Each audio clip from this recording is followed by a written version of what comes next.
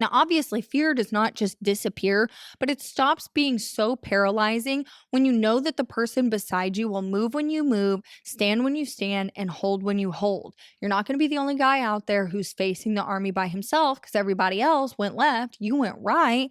You can count on your brothers in arms. Now, here's the quiet takeaway, best appreciated with a glass in hand, if I do say so myself. It is this. Valley Forge teaches that leadership is not about inspiration alone, it's about structure that actually earns belief. Steuben did not motivate with speeches, he created systems that worked. Washington did not micromanage, he empowered the right person to protect the process. And strong teams are not built by passion without direction or discipline without humanity. They're built where clarity meets respect. Order creates confidence, shared struggle creates loyalty, consistency creates identity. Now, whether you're leading a company or building a creative project or holding a community together through its own winter, the lesson continues to endure. You don't need perfect conditions to improve, and that's a big one. I'm talking to myself here more than anybody. You need commitment, you need patience, and someone willing to teach the fundamentals until they stick.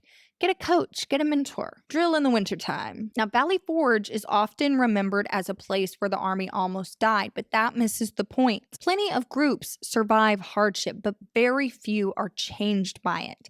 Now, what happened during that winter was not accidental endurance, it was a transformation under pressure. The Continental Army entered Valley Forge as a coalition held together by urgency, and it left as a force bound by a new identity. And before the snow, soldiers fought for the colony's pay or principle. After the snow, they fought for one another. Shared suffering stripped away illusion. Rank mattered, but competence mattered more. Loyalty stopped being abstracted and became very, very personal. When men stood in formation in the spring, they weren't just obeying commands, they were honoring the long, hard winter months they had survived side by side. And that is why Valley Forge stands apart. It was not a pause in the war, it was the birthplace of the Army's spirit. And the lessons at Valley Forge echo far beyond the 18th century. The idea that adversity can refine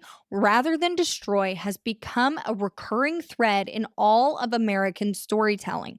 From frontier settlements to civil rights marches, from economic collapses to national recoveries, the pattern repeats. Hardship reveals character. Structures create resilience. Unity turns suffering into strength.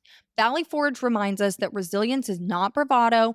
It is showing up again when conditions have not improved, and it is building new systems when chaos feels a whole lot easier. It is choosing discipline over despair. The winter formed a cultural muscle memory. When later generations spoke of perseverance, they were unknowingly echoing a lesson learned in the frozen huts just outside Philadelphia. At the center of it all stood George Washington, not the marble statue, not the mythic general, but George Washington, the man. And he did not win Valley Forge by brilliance, he won it by staying the course. He walked that camp.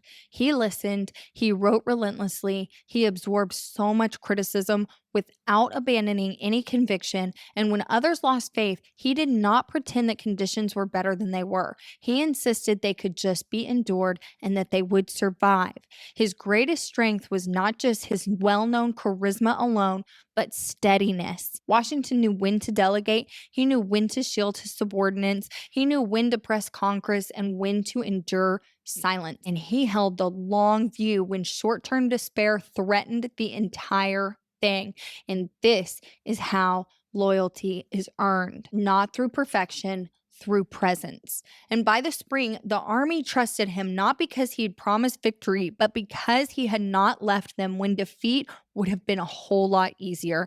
And Valley Forge did not make Washington famous, it made him inevitable. A leader proven in darkness carries a completely different weight. And when the Continental Army marched out, trained, unified, unbroken, it carried more than muskets. It carried the knowledge that it had already survived its hardest test.